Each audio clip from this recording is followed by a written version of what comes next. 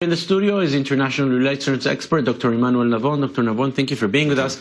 And yes, we've heard the leaders of Russia, Iran, and Turkey declare victory on ISIS.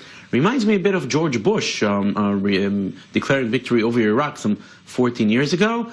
Again, can you really beat such an organization? Eventually, the idea is always there, and it always will be there, probably. Right. Well, first of all, it's not the first tripartite meeting between the Russian president, the Turkish president, and the Iranian president. There was such a meeting also in Sochi last year, and it was not very successful. In fact, they were not able to really reorganize Iraq.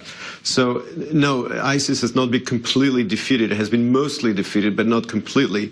But what we do have here is a geopolitical victory for Russia and for Iran, because America has announced that it would pull out. They're not taking part. The Americans are not really taking part in the talks to rebuild Syria. So yes, it is a geopolitical victory, I would say, for Vladimir Putin and for the Iranians, because they're really going to decide what's going to be the future of Syria, even though ISIS has not been completely defeated, and the Saudis, which themselves have been funding the rebels against Assad. Everybody admits today that Assad will stay in power with his international backers. And shortly, we just heard the Kurdish representative in the United States expressing sort of a disappointment with the American posture. They're leaving now, basically deserting the Kurds. Absolutely. They're expressing disappointment with good reasons, because the Kurds were at the forefront of the battle against ISIS, and unfortunately the Americans have left them to their fate, not supporting their independence.